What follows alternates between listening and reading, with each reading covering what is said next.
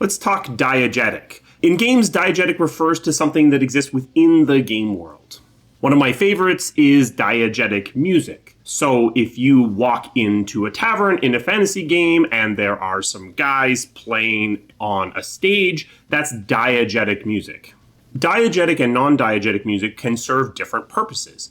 Diegetic music is nice because it grounds the world, it makes things more believable, it gives you an opportunity to build out the setting by having music that is appropriate to your setting, by having odd little twists. Maybe you have magic electric guitars in your fantasy setting. By having a diegetic fantasy rock and roll band, you are establishing that your magic is more common, that your fantasy setting has these more modern aspects.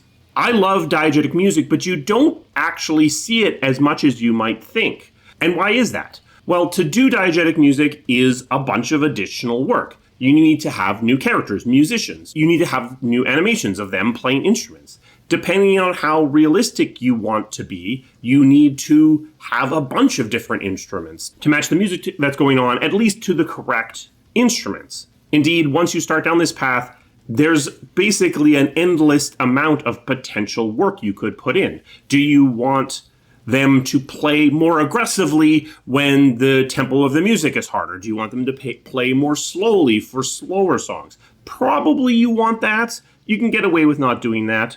Do you want them to actually be playing their instruments correctly? You can probably get away with not doing that. Most movies that have people playing violins, those people are not actually playing the violin. If you actually listen to what was coming out of the violin they're holding in their hand, it sounds nothing like what's being played in the movie. So you probably don't need to have actual accurate playing of instruments. But it would make sense that if you have a flute in the song that's playing, then you probably want there to be someone with a flute in the group of musicians who are playing.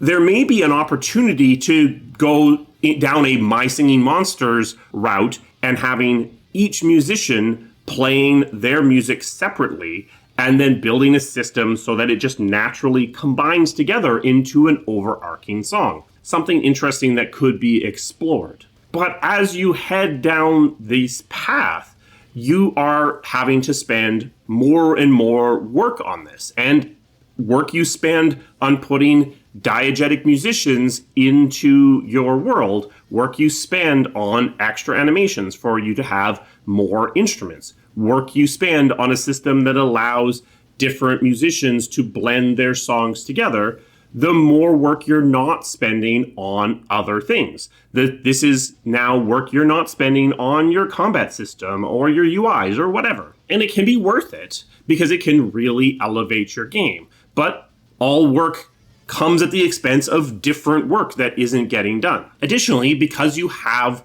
these extra creatures in your world, it's going to have a performance impact. If you have 5 individual musicians who are full on creatures, then that's 5 additional creatures in your scene, which might mean that you have to pull 5 patrons out of your tavern, or it might mean that you have to do something else.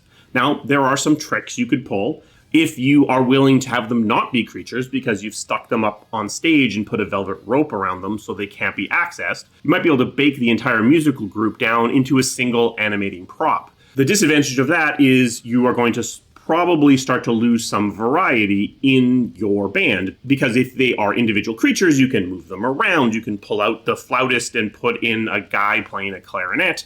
It allows you to mix and match things a lot more easily. Whereas if it's all baked down into a single prop, unless you have an automated system, then you are going to have a limited number of those. Now, as you move into more modern settings, the opportunities for diegetic music are actually a lot more easy. You can just have a speaker glued to the wall that is spitting out a radio station, or you get into a car and there's radio coming out of the car as you drive around. An interesting opportunity to establish a little bit about your world. and much easier to do than actual entire musicians. But even still, there are cases where you may not want diegetic music. Diegetic music exists within the context of the world, which means it can't always realistically react in emotional ways to what the player is doing. If you have a soundtrack and combat starts, it makes sense that the music punches itself up into another tempo and gets a lot more bass in there and starts to really rev you up. If there's just some music playing through the speaker in the elevator, it doesn't make a ton of sense that music is going to suddenly turn into combat music when combat starts. So in most cases, unless you're really building your game around it, you probably don't want your only music to be diegetic music. You probably want there to be some background music that is able to react to what's going on in the world, what the player is doing, and give emotional tones. That's going to give you a more impactful playing experience. But having a little bit of diegetic music can really help anchor your world in a space. If you are a huge brand like GTA, you can license actual tracks of music and really anchor yourself in a time and a place when you are building out your world. But when we're talking about diegetics, this goes beyond music. If we can, we want to deliver a lot of our lore in a diegetic way. If I am moving through a space and I see a whole bunch of people hanging from their necks along a wall, that's telling me something really important, and it's anchoring me in the space. If instead I have to pick up a note and then a note UI comes up and I have to read a note about all the people being executed by the government, the information is still being passed across, but it's not as impactful. In the case of lore, the advantage of diegetic lore is that it's in the space. It's encouraging me to interact with the level art, which can actually be a difficult thing to do in some cases, because people often fall into this trap of playing the UIs, playing the minimap, playing their HUD. If you can encourage me to stand up and look around and engage in the space, that's a good thing because you're spending a ton of money on this level art. Having people actually look at it is something you want to do.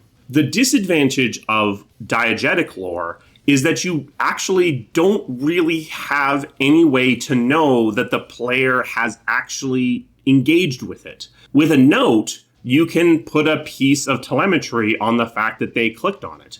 And I guess you don't know that they read it, but at least you know that they clicked on it and picked it up and it at least came onto the screen. You can't really do that with diegetic lore because the camera may have passed over that blood stain on the wall, but they may not have even noticed that it was there. While you're providing lore in an immersive way, you also risk the fact that some of this stuff might get missed. What you see in a game like Blueprints, and no spoilers for Blueprints, is that they do a combination of these things. They have some fully diegetic pieces of information. There is information that is passed off through a painting, or that is just the way that the level looks. And then they have other information where you walk up to a note, click on it, and a note UI comes up, and you flip through each page piece by piece. They do a really good job of even their non-diegetic UIs feel semi-diegetic because it feels very much like you've picked something up. The formatting of the note that you're looking at seems very in-world. It's not a pure text UI. And even in those cases, there are often bits of information hidden within the notes themselves that further ground that UI into the world itself.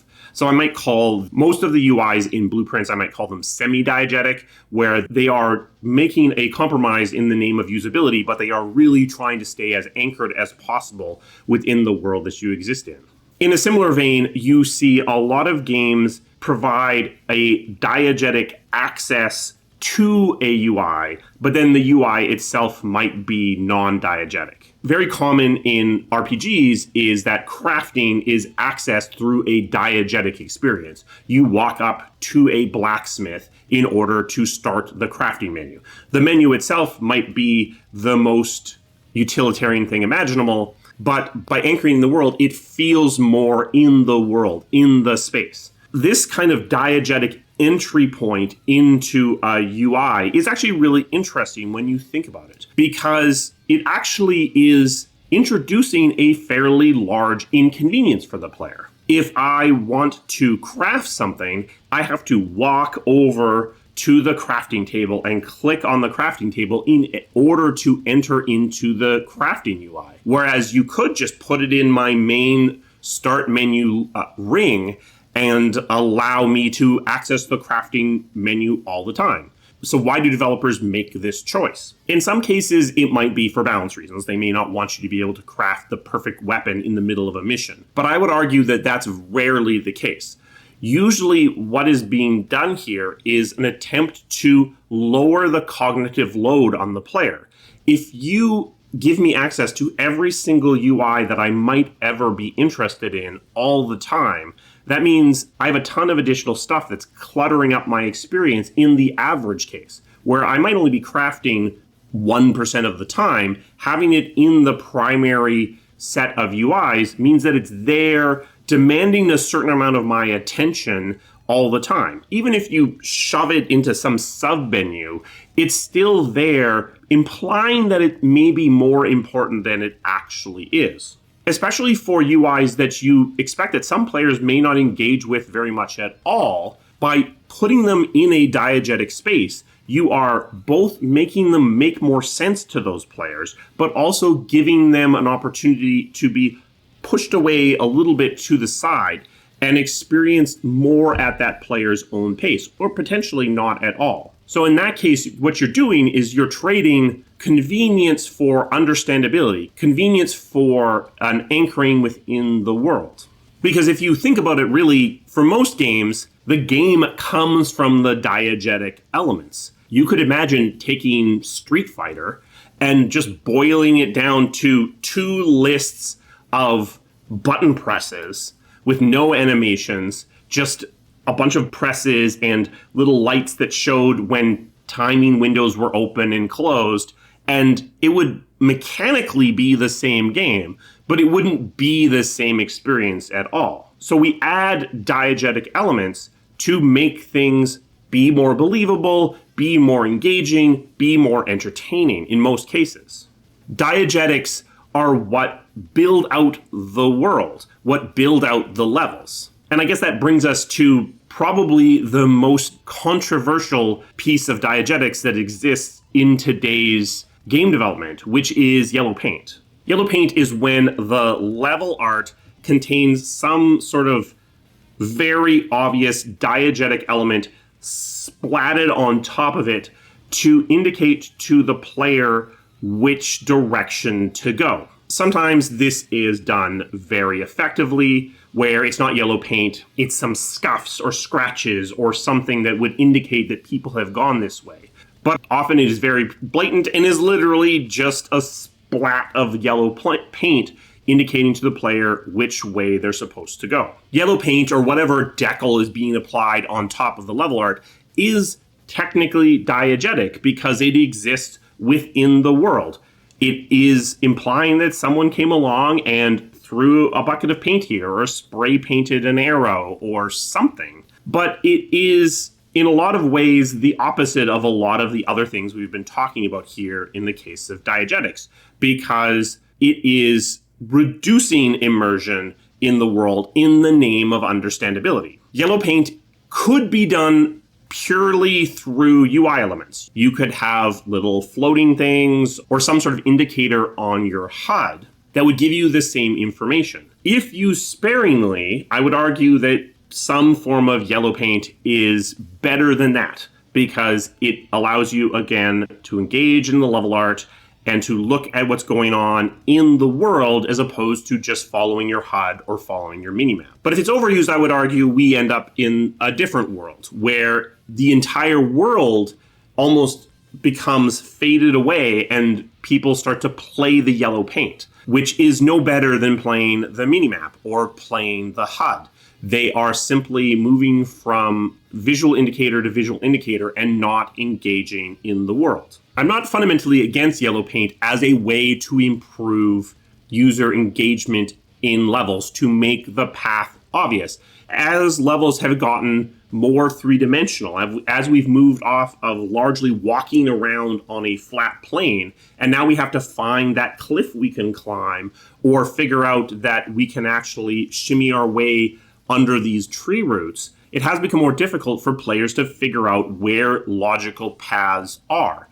And if a player ends up having to essentially slide their way along the edges of geometry in order to find the path they can go through, you're breaking immersion there anyway. So a certain application of yellow paint or very obvious lighting or other indicators to help the player find their way are a good thing, but it can be overused. What I would argue is that it could also be something that you allow a player to tune to some degree. You could have the shader that draws the yellow paint be something that is parameterized and therefore can be turned off or turned down within the options menu. Are you going to get it perfect? Probably not, because you're having to make a judgment call as to what yellow paint is needed for different levels of players. But by making it tunable, you at least give players the opportunity to turn it down or turn it up if they feel that they would prefer a different experience.